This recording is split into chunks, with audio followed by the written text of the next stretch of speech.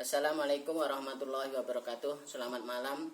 Nama saya Munasir, ingin menjawab pertanyaan daripada akuntansi manajemen, yaitu diantaranya satu, yang dimaksud dengan kualitas adalah A.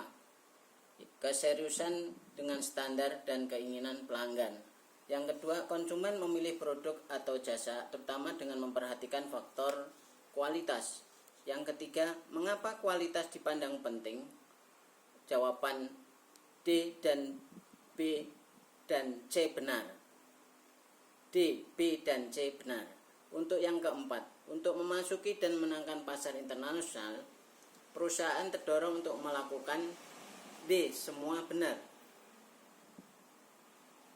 Pemahaman kualitas yang baik jika selalu dipandang dari sisi C, yaitu produsen dan konsumen. Yang keenam, yang termasuk dimensi kualitas pada perusahaan manufaktur adalah A, yaitu fitur. Yang ketujuh, yang dimaksud manajemen kualitas yaitu C, perencanaan, pengorganisasian kepemimpinan, pengendalian kegiatan untuk mencapai kualitas. Yang kedelapan, peran manajer kualitas meliputi yaitu A, interpersonal informatif pengambilan keputusan. 9. Urutan sejarah pengembangan manajemen kualitas adalah C, inspeksi, pengendalian kualitas, penjaminan kualitas, manajemen kualitas, dan manajemen kualitas terpadu. Yang ke-10, pada masa pengendalian kualitas, Departemen Mengendalikan Kualitas akan nampak B, yaitu sebagai badan yang independen dari perusahaan. Pertanyaan yang ke-11, terdiri dari kelompok apa saja biaya kualitas itu? Yaitu B, biaya pencegahan dan biaya karena produk cacat. 12, yang termasuk biaya pencegahan atau A, yaitu biaya perancangan produksi. 13, biaya penilaian produksi meliputi biaya peralatan pengujian. Yang ke-14, yang dimaksud biaya kegagalan internal dan eksternal adalah biaya karena D, semua benar. Nomor 15, biaya kegagalan internal yaitu C, biaya pembuangan produk. 16, yang dimaksud dengan TQM adalah C, filosofi. Yang 17, yang dimaksud dengan filosofi zero defect yaitu D, A, dan C benar. 18, hal-hal yang merupakan karakteristik dari total quality adalah fokus kepada A, pelanggan. 19, ada beberapa hal yang terkait dengan alat dan teknik untuk mewujudkan filosofi TQM yaitu B, Kaizen analisis kekuatan dan kelemahan. 20, perubahan dalam TQM merupakan dalam sumber daya manusia adalah tradisional HRM menjadi D, strategis TQM.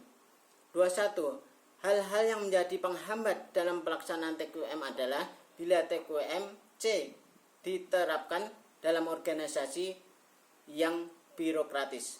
22, TQM adalah akan gagal antara lain karena TQM disusun C sebagai program. 23, atribut efisiensi yang harus diperhatikan agar TQM dapat terlaksana. A, kemampuan dukungan komunikasi. Pertanyaan yang ke-24, penyediaan pelayanan kepada pelanggan dapat dilakukan dengan A, menetapkan siapa pelanggan perusahaan kita. 25, bentuk keterlibatan karyawan dalam kualitas circle adalah C, mengidentifikasi, menganalisis dan memecahkan berbagai permasalahan pekerjaan. 26, yang Anda ketahui tentang re-engineering yaitu B, perubahan dan perbaikan dalam skala besar. 27, yang Anda ketahui tentang benchmarking yaitu A, mengadakan perbaikan dengan patokan bisnis organisasi lain yang terbaik di kelasnya. 28, keterkaitan re-engineering dan benchmarking dalam TQM adalah A, re-engineering dan benchmarking untuk menerapkan TQM. 29, benchmarking yang dilakukan dengan membandingkan kinerja antara divisi atau wilayah pasar yang ada dan dikerjakan oleh unit-unit internal dalam organisasi atau perusahaan disebut internal benchmarking. 30 benchmarking yang dilakukan dengan membandingkan kapabilitas fungsi bisnis atas pesaing tertentu walaupun tidak dalam industri jenis disebut C. Fungsional benchmarking. 31 Big JIT merupakan filosofi. 32 Little JIT merupakan D. Teknik. 33 Konsep JIT pertama kali dikenalkan oleh B. Taichi Ohno.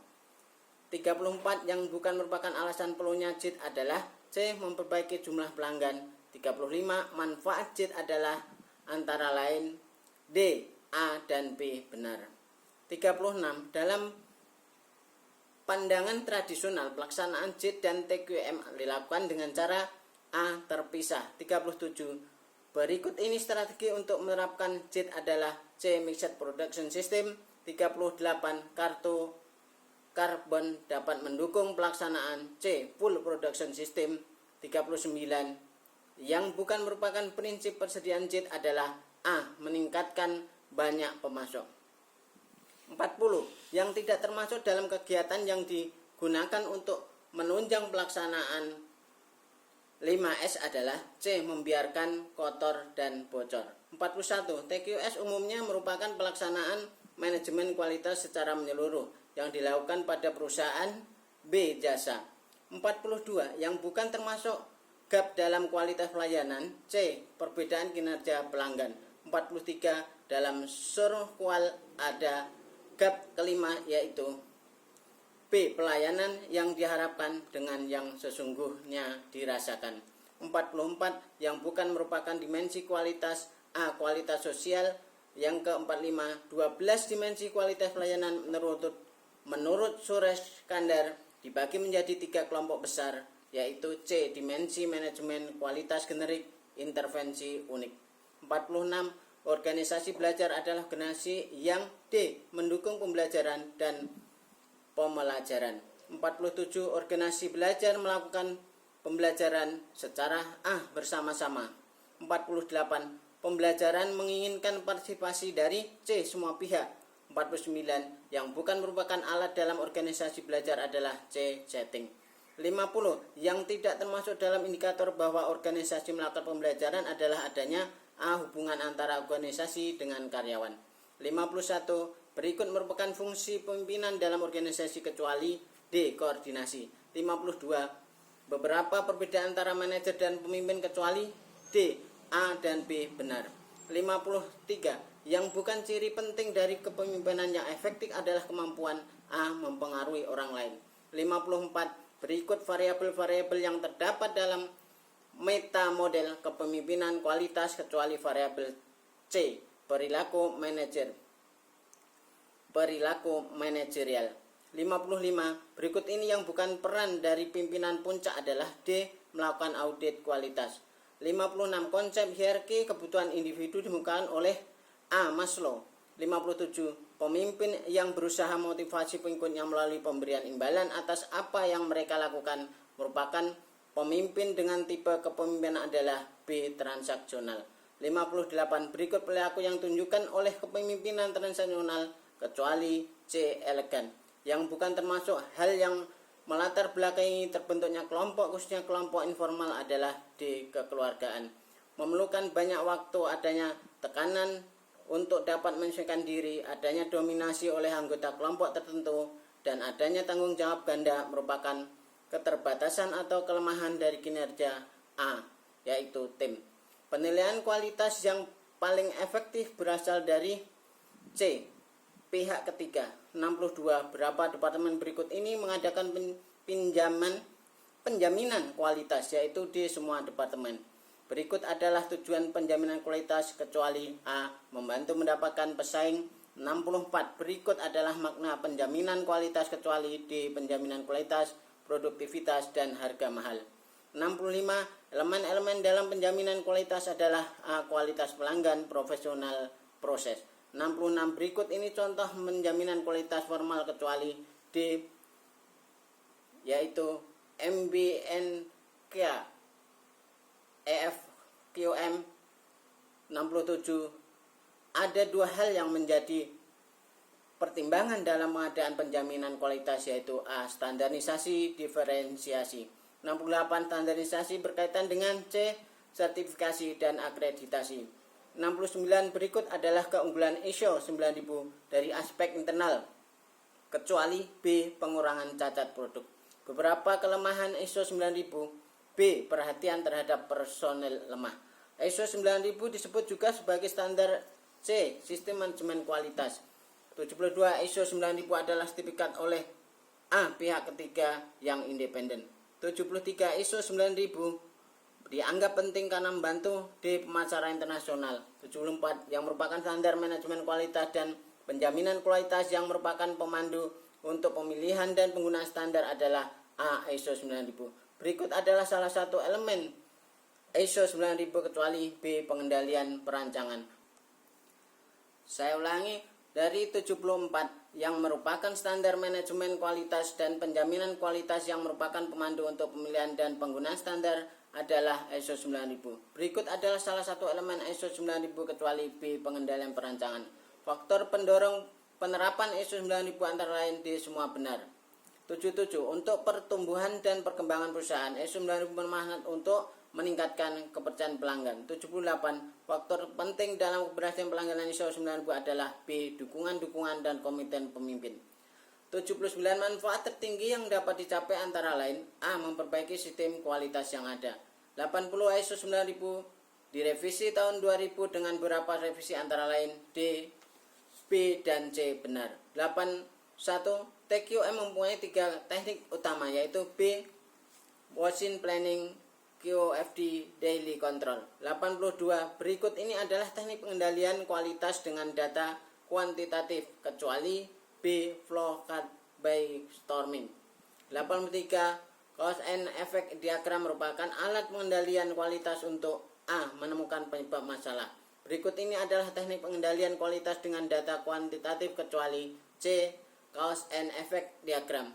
Check sheet 85. Diagram Pareto manfaat untuk mengetahui C. Penyebab utama kesalahan. Yang melatar belakangi penggunaan QFD adalah antara lain kebijakan A. Pemasaran yang efektif yang berfokus pada pelanggan. 87. Manfaat utama penggunaan QFD. B. Mengurangi biaya dan waktu produksi dan meningkatkan pendapatan. 88. Berikut yang merupakan hambatan penggunaan QFD kecuali D. Resiko dapat diketahui dengan baik. Berikut ini adalah manfaat QFD. Selain untuk membantu penerapan TQM, kecuali D. Pengurangan biaya, kesalahan produk, dan meningkatkan permintaan. Dukungan organisasi untuk pelaksanaan QFD D. Semua benar. 91. Audit kualitas alat manajemen yang digunakan untuk B. Evaluasi, verifikasi, dan konfirmasi kegiatan kualitas. 92. Berikut termasuk jenis audit kualitas kecuali A. TQM audit. 93. Berikut tahapan proses audit kecuali D. Penutupan perusahaan. 94. Berikut adalah isi audit planning kecuali C. Jadwal proses produksi. 95. Pada tahap follow up ada tujuan yang akan dicapai, yaitu menjamin D. Diterapkannya tindakan korektif. 96. Audit yang dilaksanakan atas nama organisasi audite disebut audit B. Internal. 97. Penggunaan metode yang rasional dalam menyimpulkan hasil audit merupakan prinsip audit. A. Pendekatan berdasarkan bukti. 98. Tujuan audit ditentukan oleh B. Berhasil rapat tim. 99. Yang tidak termasuk tim audit. A. Pemandu. Yang terakhir 100, yaitu dalam menjamin hasil audit yang efektif, audit harus dilaksanakan berdasarkan B, yaitu prinsip audit. Terima kasih. Assalamualaikum warahmatullahi wabarakatuh.